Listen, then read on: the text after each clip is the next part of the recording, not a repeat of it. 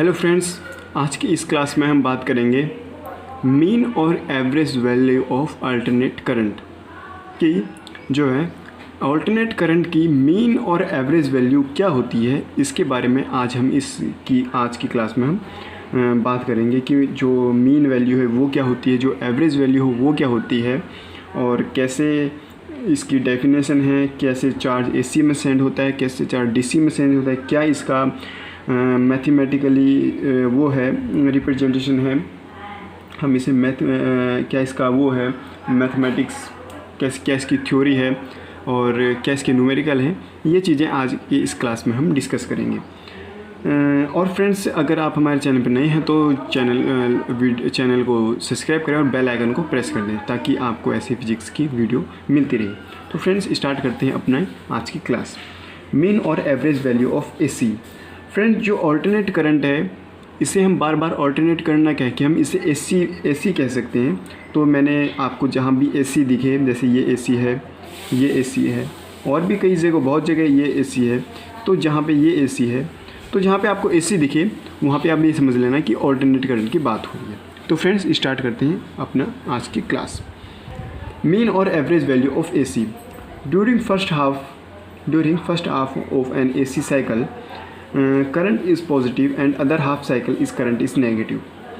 ये बात हमने पिछले लेक्चर में अल्टरनेट करंट जब हमने बेसिक करा था उसका, तो उसमें हमने ये क्लियर कर लिया था कि जब साइकिल स्टार्ट होती है तो पहले वो 0 से मैक्सिमम जाती है और उसके बाद मैक्सिमम से 0 आती है। तो फ्रेंड्स, अगर आपने वो क्लास नहीं देखी है तो ये आपको क्लास इतनी अच्छे से क्लियरली समझ में नहीं आएगी। तो पहले आप हमारे चैनल पे जाके अल्टरनेट करंट पीछे हमारे चैनल का नाम डाल दें ताकि आपको हमारे ही चैनल की जो वीडियो है वो सबसे ऊपर मिल जाए। तो उससे क्या होगा कि आपको कोई दिक्कत नहीं होगी। तो वहाँ जाके आप अल्टरनेट करंट का जो हमारा लेक्चर है उसे देख लें, उसके बाद आप ये लेक्चर देखेंगे तो आपको आसानी से समझ में आ जाएगा। तो क्या कह रहा है कि during first half of an cycle current is positive and other half current is negative. मतलब कि फर्स्ट हाफ में तो जो करंट है हमारा वो पॉजिटिव होता है और सेकेंड हाफ में करंट जो है नेगेटिव होता है। Hence mean value of AC over one complete cycle is 0। यानी मीन वैल्यू में क्या होता है कि एक साइकिल 0 से ही स्टार्ट होती है और कंप्लीट कितने पे होती है, 0 पे आके ही वो कंप्लीट होती है। हैंस वी डिफाइन मीन और average value of AC for a half cycle. इसलिए मीन और एवरेज वैल्यू दोनों यही हैं, 0 से स्टार्ट होती है, 0 पे ख़त्म होती हैं। इसीलिए हम किस में बात करेंगे कि हाफ साइकिल की ही बात करेंगे, क्योंकि हाफ साइकिल में क्या है कि 0 से मैक्सिमम जा रहा है। तो इसलिए हम किस में बात करेंगे, मीन और एवरेज वैल्यू की हाफ साइकिल एसी जो अल्टरनेट करंट है उसको हाफ साइकिल में ही लेके उसमें उसको डिस्कस करेंगे। The mean value of alternate current AC is value of direct current DC which send to same amount of charge through the circuit in time t/2 as sent by the AC through same circuit in same time t/2 half cycle।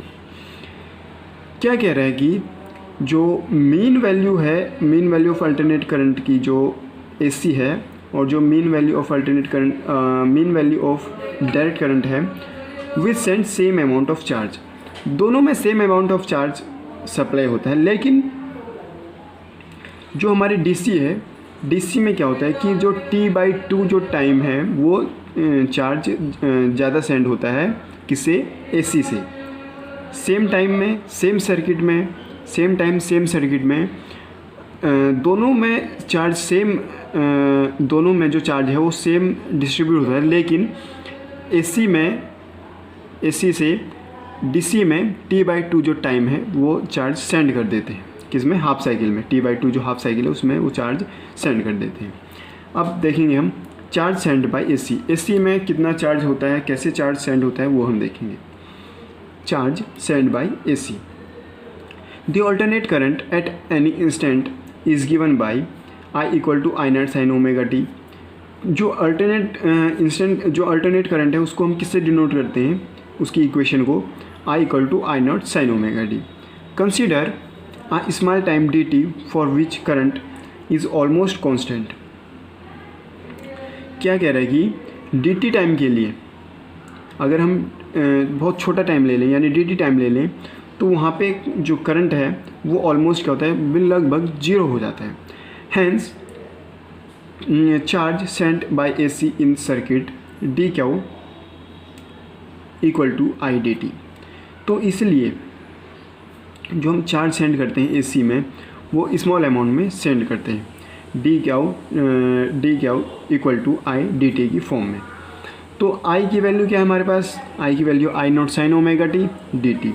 ये जो हमारी equation थी I equal to I naught sine omega t, ये होगी हमारी first equation. अब ये जो हमारी है dq equal to I naught equal to I naught sine omega t into dt, ये होगा हमारी सेकंड इक्वेशन। अब इसके बाद हम देखेंगे total change sent by AC in 1/2 cycle, मतलब कि हाफ साइकिल में टोटल कितना चेंज हुआ वो हम देखेंगे। अब इसका जो हम इसका न्यूमेरिकली सॉल्व करेंगे, इसे हम मैथमेटिकली सॉल्व करेंगे, उसमें हम देखेंगे कि कितना चेंज हुआ, कितना चार्ज सेंड हुआ और कितना चेंज हुआ इन t/2 यानी हाफ साइकिल में। तो q equal to dq equal to I naught sine omega t into dt। अब हमें क्या करना है, इसमें जो है स्मॉल से लार्ज चेंज बताना है कि कितना चेंज हुआ है। तो उसके लिए हम क्या करेंगे, इंटीग्रेशन। जब हमें स्मॉल चेंज निकालना होता है तो हम क्या करते हैं, डिफ्रेंशिएशन, और जब लार्ज चेंज निकालना होता है तो हम क्या करते हैं, इंटीग्रेशन। तो इसका हम कर देंगे इंटीग्रेशन। क्या का इंटीग्रेशन करेंगे तो क्या आएगा, dq का इंटीग्रेशन करेंगे तो क्या आ जाएगा हमारे पास, इसे हम लगातार लेते जाएंगे। और I naught sine omega t into dt, इसका इंटीग्रेशन कहाँ से कहाँ तक करेंगे, 0 से t/2, यानी जो वो हमारी जो कर्व है, जो हमारी वेव है, वो उसका इनिशियल पॉइंट क्या है 0 और मैक्सिमम पॉइंट क्या है t/2। तो इसकी हमने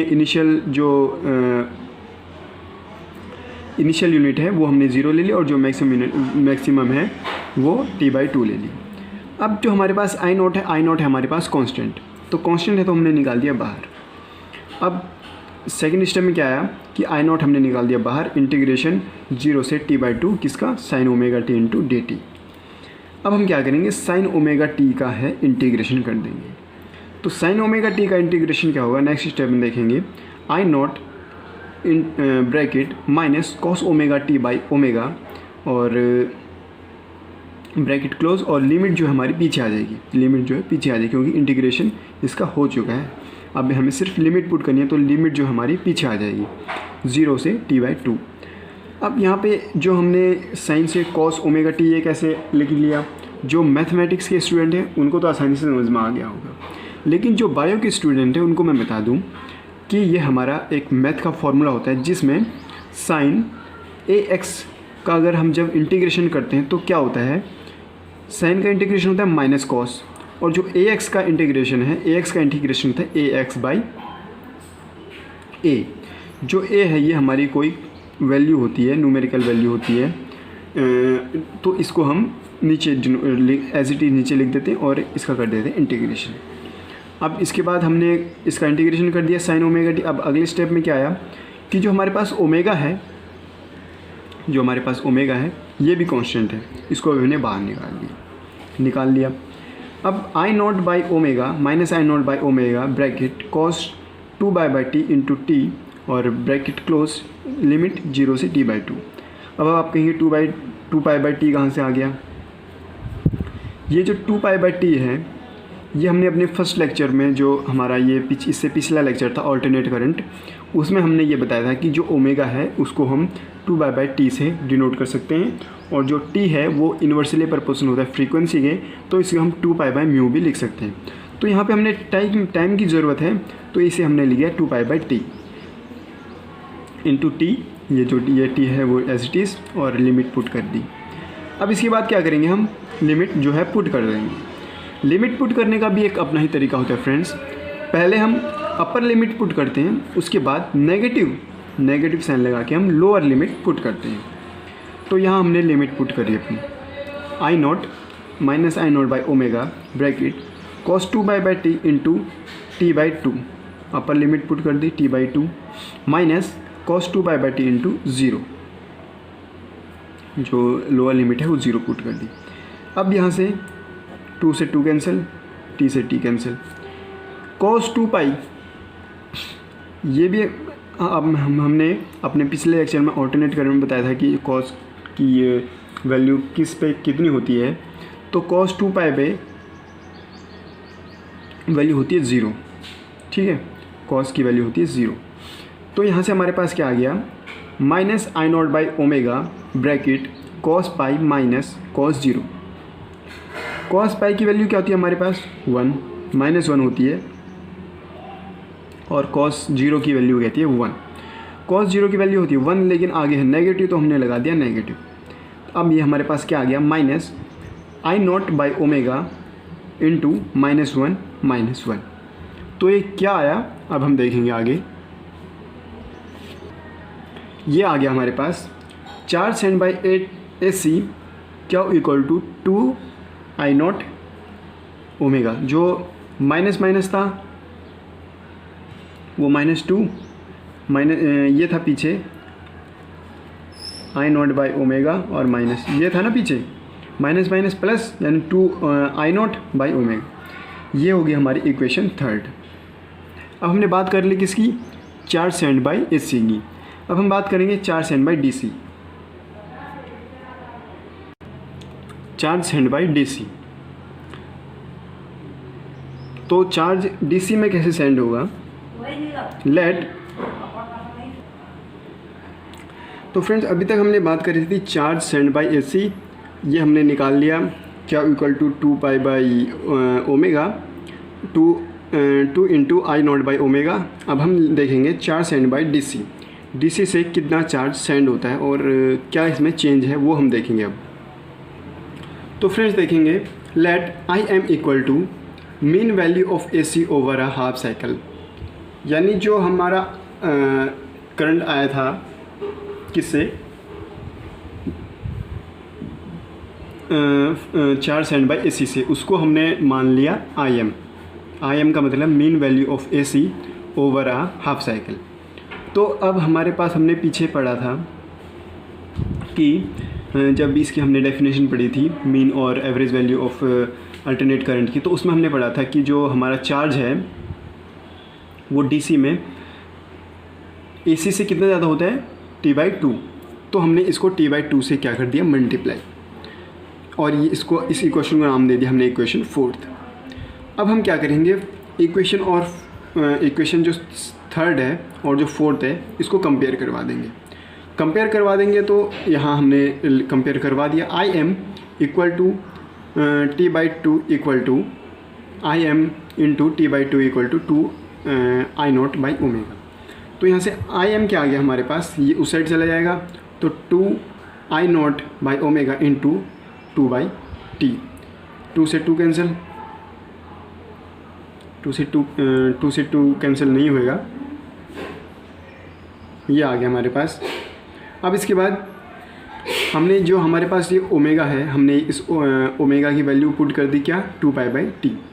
2π/t को पुट करती, तो यहाँ से इस 2 से ये 2 कैंसिल कर दिया हमने, और इस t से ये t कैंसिल। तो हमारे पास क्या आ गया, 2/π इंटू I0। तो हमारे पास IM क्या आ गया, IM यानी mean value of AC over a half cycle. Mean value क्या आई है हमारे पास, मीन वैल्यू आ गई 2I0/π। इसको अगर हम सॉल्व करेंगे तो क्या आएगा हमारे पास, 0.637 I0। तो IM की वैल्यू क्या आ गई, यानी मीन वैल्यू क्या आ गई हमारे पास, IM equal to 0.637 I0। Hence, mean or average value of AC for half cycle is 0.637 times the peak value or maximum value of AC is 63.7% of the peak value।